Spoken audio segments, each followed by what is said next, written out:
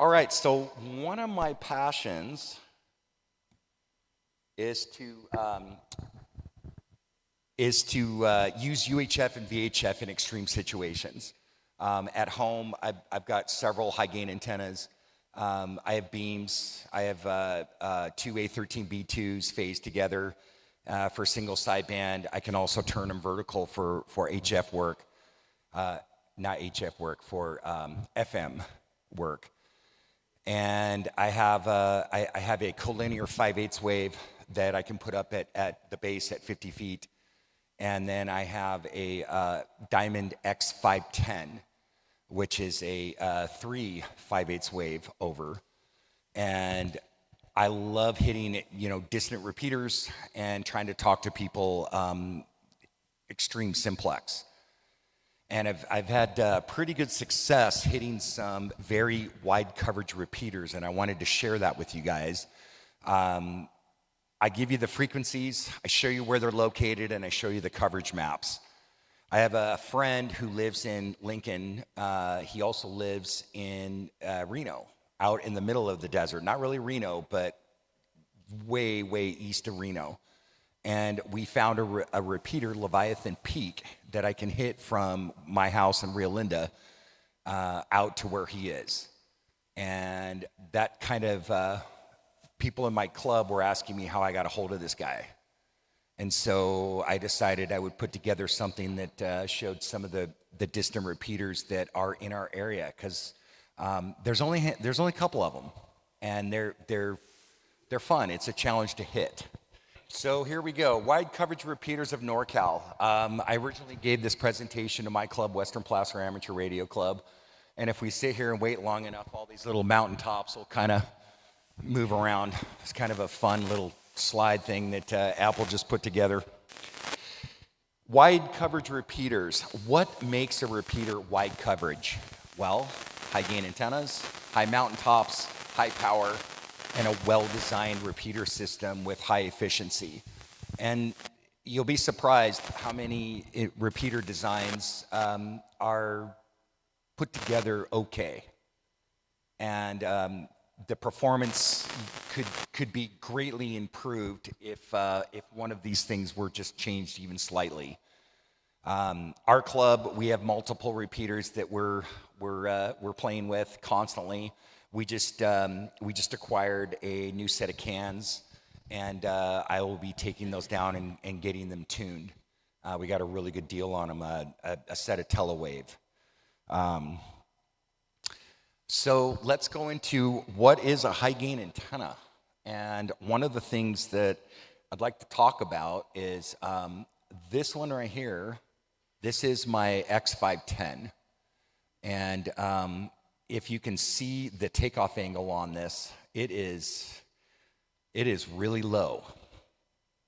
And when you look at these charts, as they're low, and I want to walk over here and kind of show this. As they're low on the underside, if this is up on a hilltop, on a mountain, and let's say it's 9,000 feet, 10,000 feet, and who you're trying to reach is directly below you within 3 or 4 miles, would a high gain antenna like this be the ideal for the repeater? Probably not, because it's going to go over their head, the majority of the energy. So there's different ways and different antennas that should be used for different situations, depending on what the takeoff angle is. At the bottom of the valley, this is an awesome antenna because it is shooting the vast majority of the energy at about 5 to 10 degrees below the horizon, right there. And that's where everybody is. And to me, in my QTH, the majority of the repeaters are about 3 to 5 degrees off the horizon. That's it. So if I've got a quarter wave antenna, my energy's going out into space, and there's nobody out there to talk to, at least last time I tried.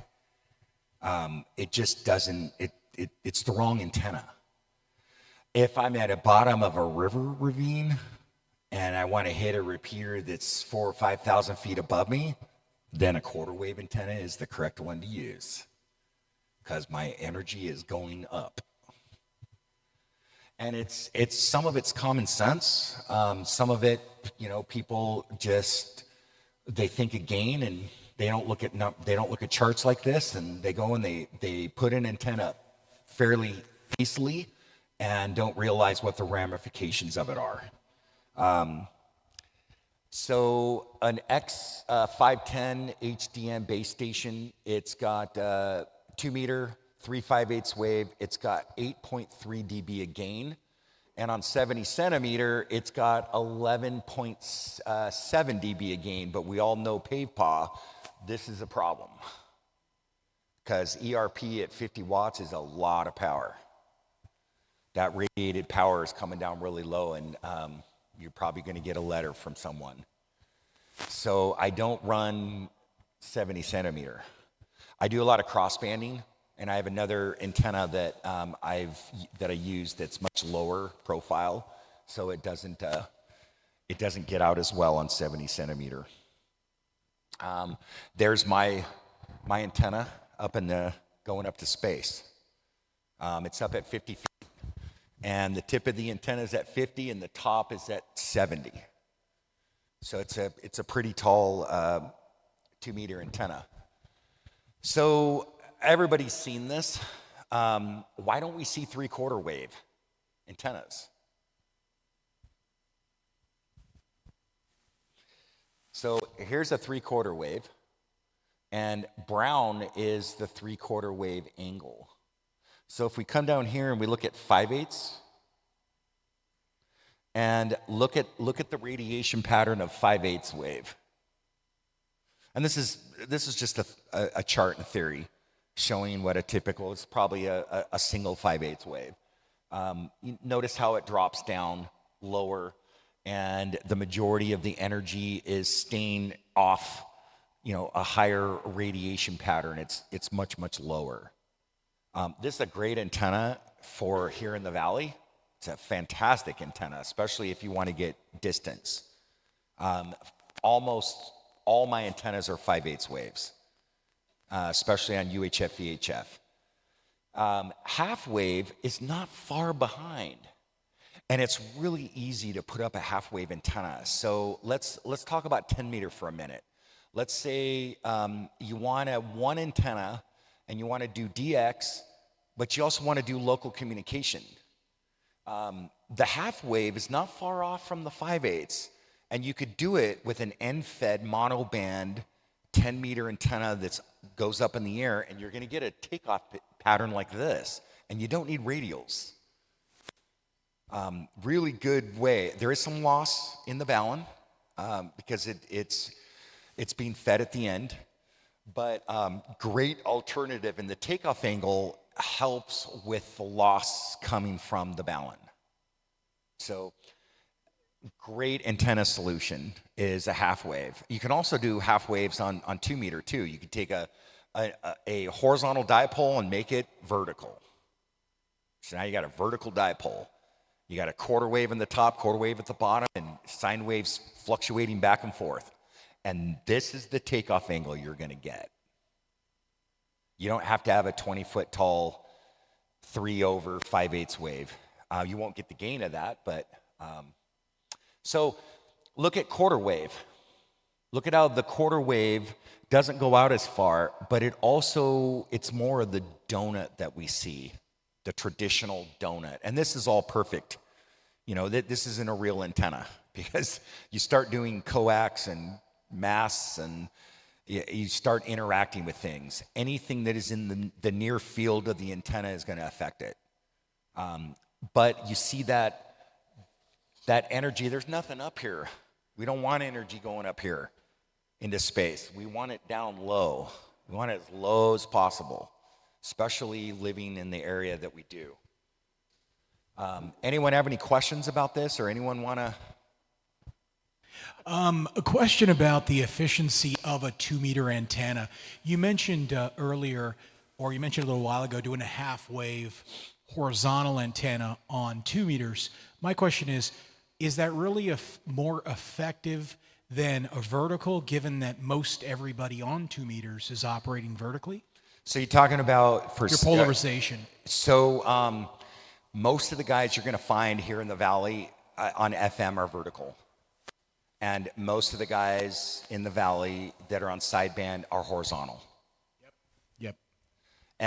But I did a net the other night, and after I say this,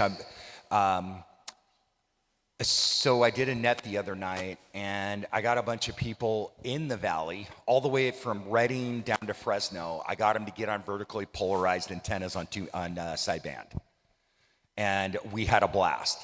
By the way, not this month, but next month, and it'll probably be towards the middle of the month, I want to do multi-club single sideband simplex FM event. And we're going to do it once a month. It'll be at 7 p.m. It'll probably be on a Wednesday or a Thursday night or something like that. And the purpose is to get some extreme contacts on 2 meter.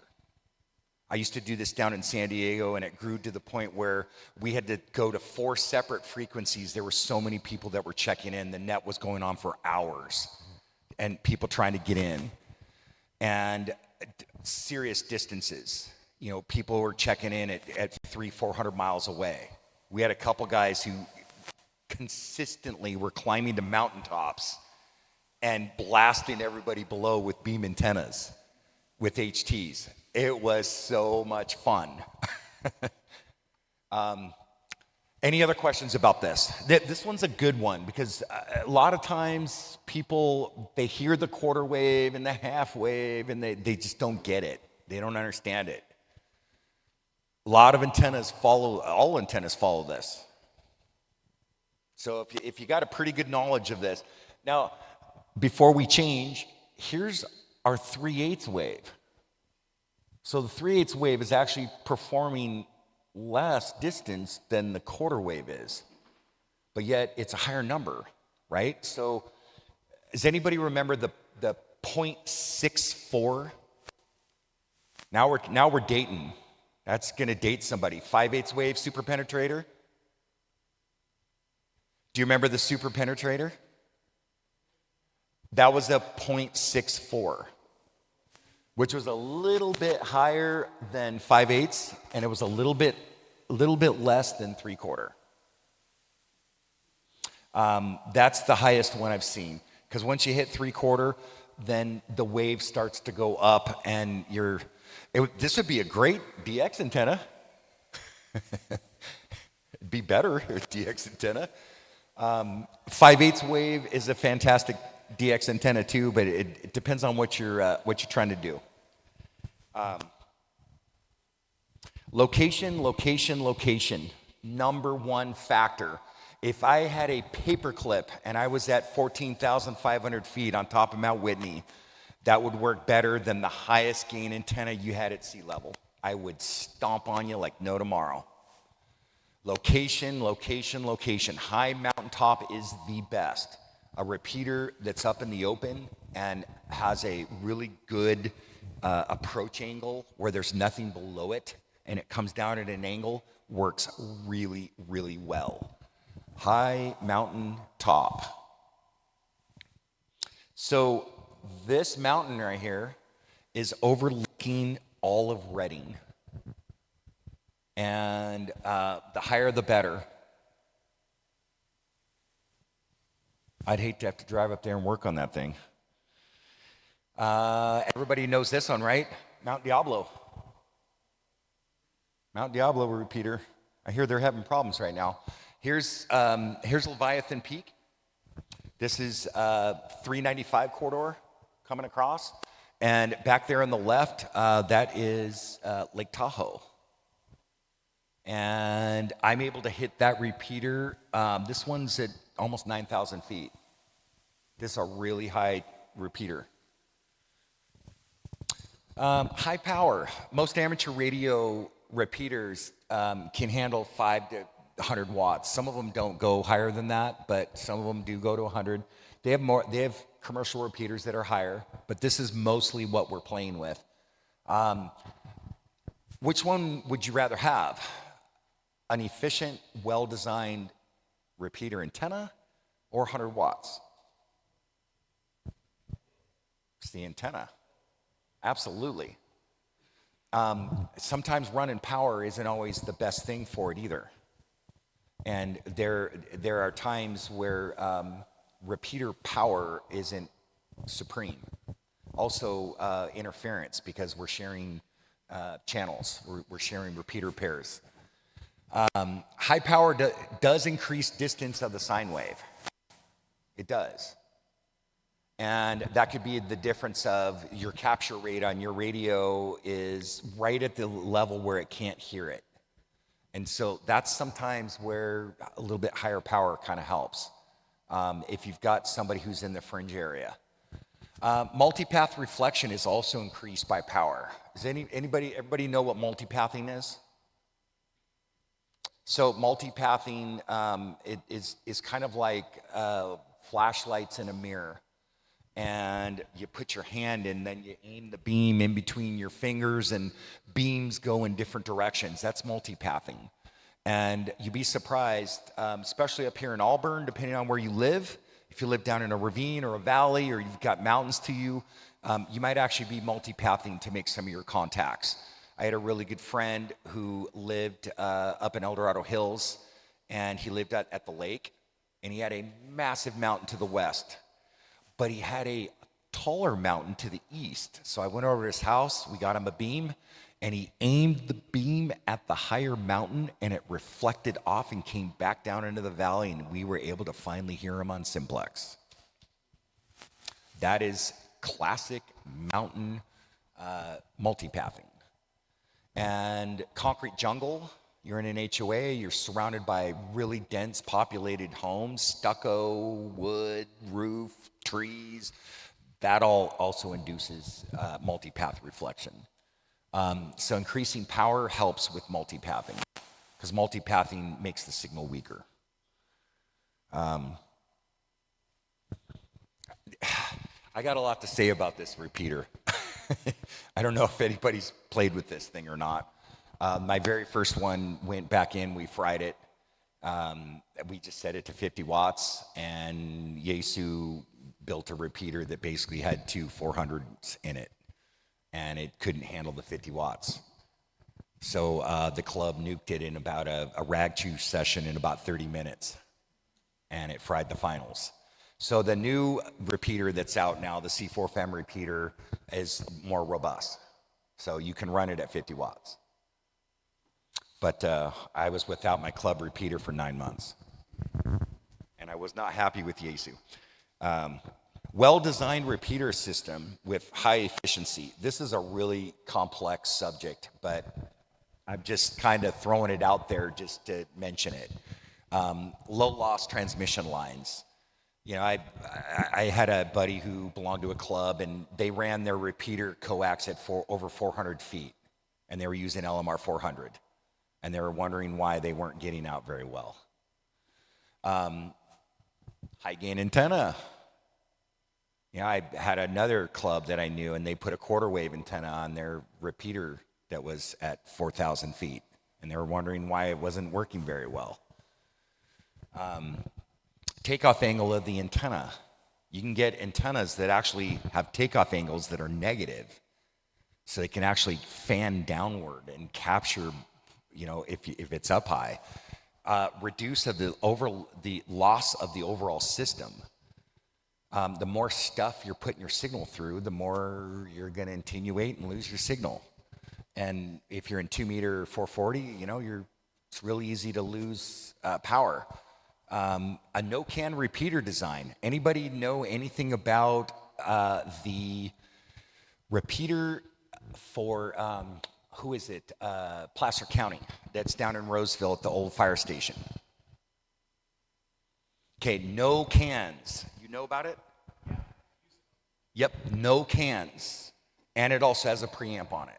So there's a separate transmit and a separate reception, and they are separated. And no cans makes it more efficient. And boy, let me tell you, that repeater got some ears. Great design. That was done by a smart engineer. He got it, but he also had the real estate to play with it. So he knew he could separate them correctly so they wouldn't interfere, and he took the cavities in the cans out because they weren't necessary. Preamps for RX. That's a touchy subject as well. How many of you, and I'm sure most of you, putting a 35 dB gain preamp on your television. You come home and you're all excited, and then what happens? It brings the noise in too. And boy, and some stations are better, but others are worse. And when you're looking at preamps, you got to make sure you have some really clean signals. Some of the lower preamps, like 2-3 dB, actually perform a lot better and have tighter tolerances. And so, separate subject, but has anyone heard of the HT Net? It's a guy, I think, in Volcano. Okay, he's got a repeater, and he set it up with multiple preamps on it, and the expectation is you will check into his net with a handheld only. And there are people who are checking in at 70 miles away with a handheld. That guy built that repeater for handheld use, weak signal. Impressive, and he knows what he's doing. Extra filters for adjacent signal rejection. So if you've got a 4-can system, or you got a 6-can you got a cavity filter on the RX or a cavity filter on the TX, right? All those can help, but you got to make sure they're clean. Every dB loss counts in a system. Every dB loss counts. One of the most efficient 2-meter antennas systems I ever made, I put at the edge of a wall, and the antenna went straight up so that I maximized the height to divorce the antenna from the ground, but that the coax coming into the shack would be as minimal as possible. So I got the coax line at 54 feet, and the antenna was at 50 feet. Minimize your coax loss. It's a really easy way of getting that extra amount. Okay, let's go back there real quick. Bully Chop Mountain, that is the name of this repeater. My family has property up here, and I needed to find a repeater that I could hit. Well, this repeater is actually in Trinity Alps, which is really far away. It's 140, almost 150 miles away from my house. And I can hit the ranch from my house to that repeater to the ranch. So when I'm up at the ranch and I want to get a hold of my buddies down here, I tell them to go to this repeater. Look at, here's the info. If you guys want to take a snapshot of it, anybody wants to see if they can hit it. This one is at 7,000 feet. It's E-Power.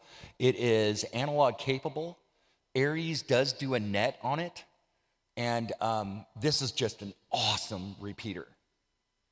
Everybody take a picture of this and see if your antenna setup will hit this. So there's the location of it. And you can see how it's just commanding view over the whole part of the valley. And it's this ridge right here is just almost a vertical drop straight down, as you can see from the pictures. Okay, so here is the coverage map of this repeater. And basically the repeater, or the coverage edge is 300 miles. This repeater is going beyond 300 miles. So as you can see, here's Sacramento. The signal's going down to Stockton and beyond. How many repeaters do you know of that go from the border of Oregon down to Stockton?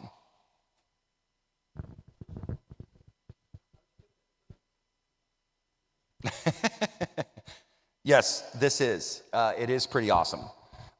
It's a free software. I'll have to look it up. It's in my phone. NFTC or something. That this guy's been providing It's an online radio map. It's all online based, and so his server is the one that does the calculation. And I've got probably close to 200 mappings in this program. Mount Diablo. Is that the Mount Diablo repeater? I'm pretty sure it is. I pulled this off the internet. There are 5 or 6 repeaters up there, so excuse me if I pointed to the wrong one, but you get the picture. Look at the coverage back here. Look at that. That's almost the entire Sierra Nevada. That is insane coverage. Where is the Western class of amateur radio club 2-meter repeater? Camp Far West. Okay. Yep. Go ahead and say it again. I was asking where the Western placer, where their repeater is, and he said Camp Far West. So that makes sense. It relocated about a year ago. It used to be up in Lincoln Hills at 1,400 feet. And the gentleman who, he had quite the antenna array. He had 4 20-element 2-meter Yagi beams with 1,500 watts on a 100-foot tower at 1,400 feet, so he would be in the tropospheric ducting. And that guy was Mr. Sideband. Yeah, so. Okay. All right, everyone. Once again, please give Eric a great thank you for this excellent presentation.